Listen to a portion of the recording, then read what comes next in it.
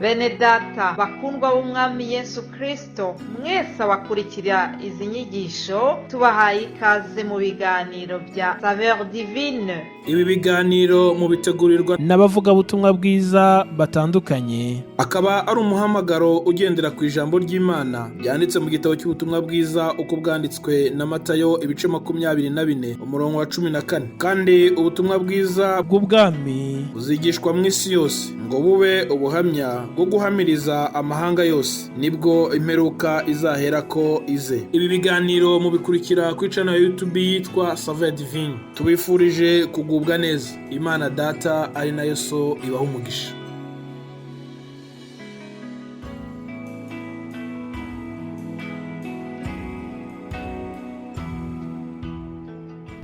Imana ibahezagire mwese muteze amatwi kino kiganiro Saveur Divine, kiganiro c'ubutumwa bwiza gusangira ijambo ry'Imana. Ndabaramukije amahoro y'umwami wacu Yesu Kristo aganza imitima yanyu, kandi Imana muri Kristo Yesu umwami n'umukiza wacu ihabwa icubahiro kuri uno munsi, kuko ari Imana y'urukundo, Imana y'imbabazi, Imana y'ubuntu butangaje.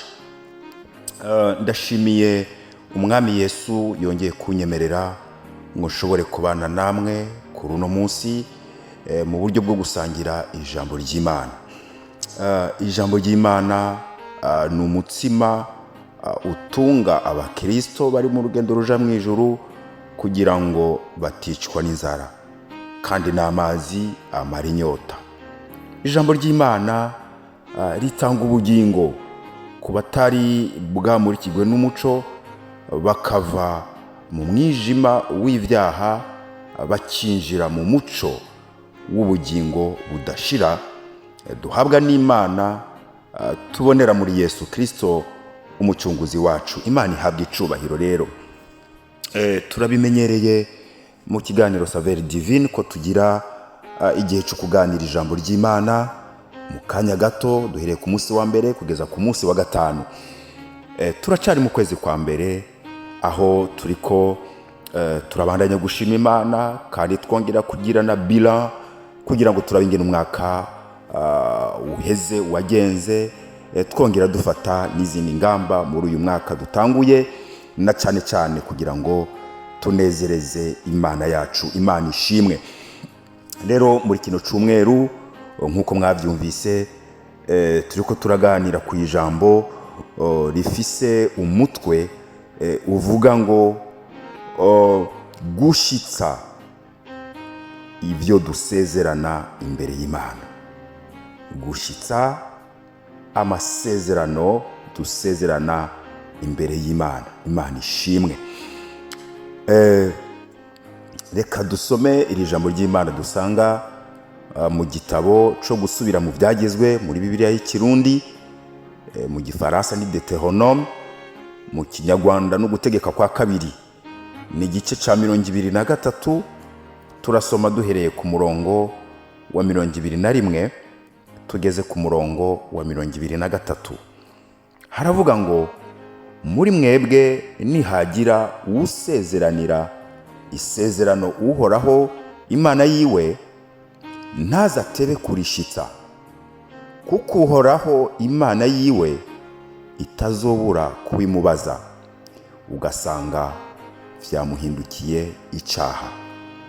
Ariko niyareka kugira icyo asezerana, ntibizomubera icaha. Ibimwiviriye mu kanwa azovyitondere, abishitse, kuko ari vyo yasezeraniye uhoraho Imana yiwe, bivuye mu mutima akabivugisha akanwa. Imana ishimwe.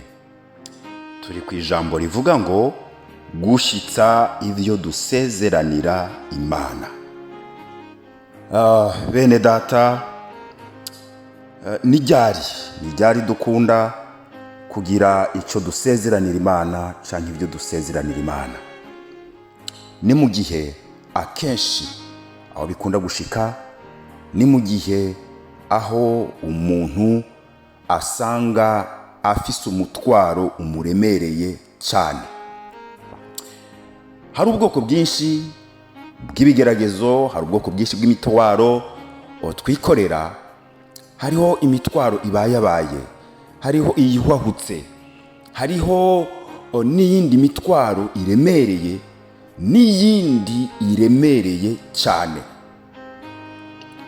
Imitwaro iremereye cyane canke ibigeragezo biremereye cyane, niho umuntu yamenye Imana. Mbere birakunda no gushika ku batarayimenya.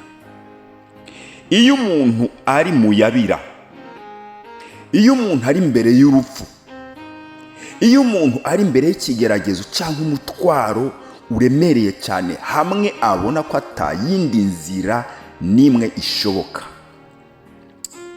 umuntu akabona ko inzira zose zugaye, agaca iburyo akabona harugaye, agaca ibubamfu agasanga harugaye, agaca imbere bikanka, yasubira inyuma ntibishoboke, arangamije mu kirere akabona ntibikunda, akitura abavukanye abavandimwe bikananirana, agaca mu nshuti n'abagenzi bikanka, agaca hirya no hino aho ashobora gushyitsa ubwenge bikanka.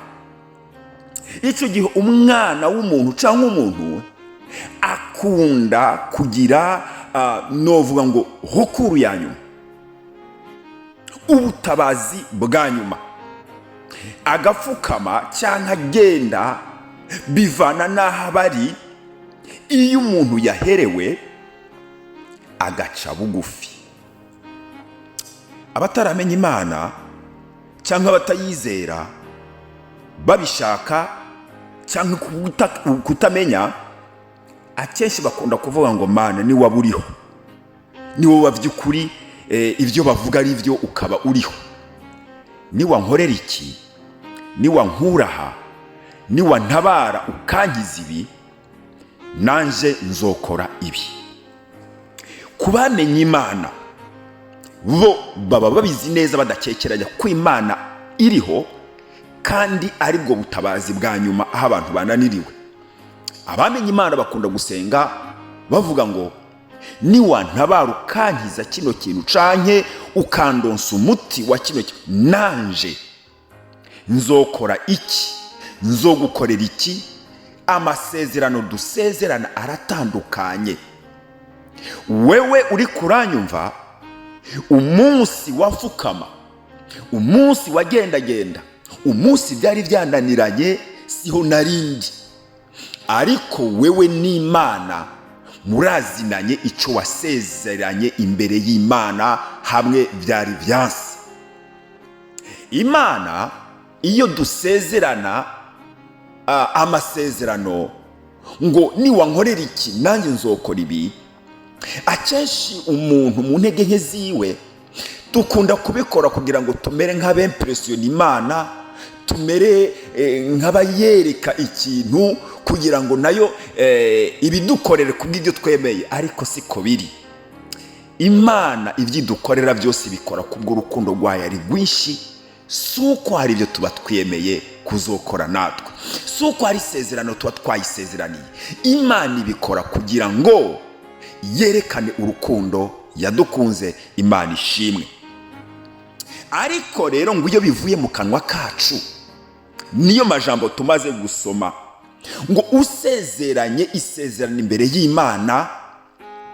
Ijambo ry'Imana rivuze hano ngo uretse kubishitsa ngo ntutebe. Yumvikana ko niyo utinze ugateba gushitsa ibyo wasezeranye imbere y'Imana, ngo Imana haragira igihe bikubaza kandi bikubera icyaha.